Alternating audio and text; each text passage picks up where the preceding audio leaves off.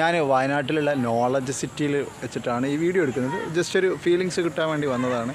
അതിമനോഹരമായൊരു പള്ളിയാണ്. പക്ഷേ ഞാൻ ഈവൻ എൻ്റെ വീഡിയോസ് എത്ര ആൾ കാണുന്നുണ്ട്, ലൈക്ക് അടിക്കുന്നുണ്ട്, എത്ര ആൾക്കാർ ഒബ്സർവ് ചെയ്യുന്നുണ്ട്, എത്ര ആൾ ഷെയർ ചെയ്യുന്നതെന്നൊന്നും എന്നെ സംബന്ധിച്ചിടത്തോളം വലിയ സംഭവമൊന്നുമല്ല. എന്നാലും അറിവിൻ്റെ ഗുണം എന്ന് പറയുന്നവർ ആർക്കെങ്കിലും അറിവുണ്ടെങ്കിൽ ഈ പ്രപഞ്ചത്തിൽ ഒരു ശക്തി ഉണ്ടെന്ന് എല്ലാവിധ മതസ്ഥരും വിശ്വസിക്കുന്നുണ്ട്. അതിലുപരി മതപണ്ഡിതന്മാർ, അതല്ലെങ്കിൽ ഹിന്ദു മതത്തിലുള്ള ദിവ്യശക്തിയുള്ള നമ്പൂരിമാർ, അല്ലെങ്കിൽ സ്വാമിമാർ, മുസ്ലിംസിലുള്ള ഉസ്താക്കന്മാർ, തങ്ങന്മാരൊക്കെ പറയുന്നുണ്ട് പ്രപഞ്ചത്തിൽ ജിന്ന്, ശൈത്താൻ, കുട്ടിച്ചാത്തൻ, ഇത്തരം കാര്യങ്ങളുണ്ട്.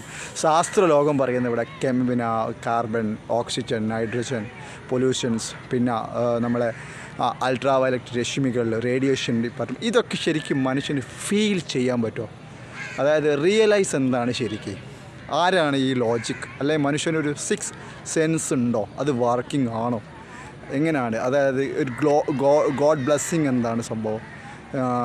നമ്മൾ ഇത്തരം കാര്യങ്ങളിൽ ഞാനിതൊക്കെ ഒരു ഫണ്ണി ആയിട്ട് എടുക്കുന്നതാണ് എല്ലാ കാര്യങ്ങളും. പിന്നെ ഈ വീഡിയോക്കൊരു മോടി കൂട്ടാൻ വേണ്ടിയിട്ടാണ് ഈ പള്ളിയുടെ വയനാടിൻ്റെ ആ ചുരഭാഗത്താണുള്ളത്. ഇതിനെക്കുറിച്ചൊക്കെ അറിവുണ്ടോ, അല്ലെങ്കിൽ ആരെങ്കിലും ഒബ്സർവ് ചെയ്യാൻ വേണ്ടി ശ്രമിക്കാറുണ്ടോ?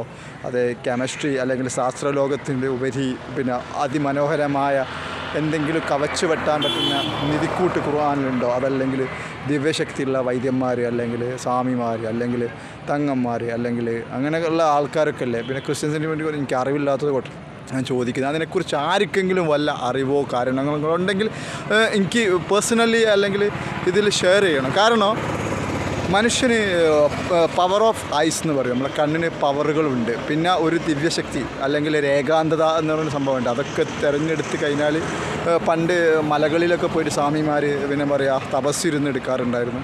പിന്നെ മുസ്ലിം മതസ്ഥലാണെങ്കിൽ പിന്നെ എന്താ പറയുക ഓലോക്കെ എടുത്തിട്ട് അള്ളാഹിലേക്ക് ഇങ്ങനെ അടുത്തടുത്ത് അങ്ങനെ എടുക്കാൻ പറ്റും. അതിനെക്കുറിച്ച് ആർക്കെങ്കിലും വല്ല അറിവുകളുണ്ടെങ്കിൽ ഷെയർ ചെയ്യുക. വീണ്ടും ആയിക്കോട്ടെ, വീണ്ടും അഗെയിൻ ഫ്രൈഡേ